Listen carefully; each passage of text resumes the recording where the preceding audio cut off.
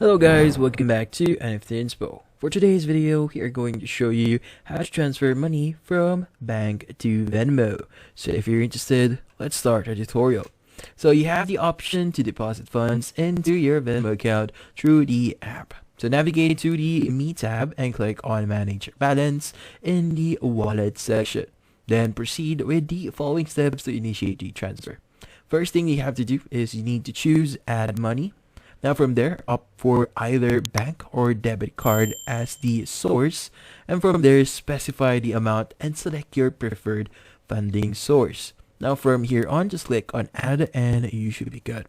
Also, just a side note, you don't need to have money in your Venmo account to make payments to other Venmo users. You can fund payments to other Venmo users using a link funding source. And that's about it. So hopefully this video was able to help you. Like and subscribe to NFT.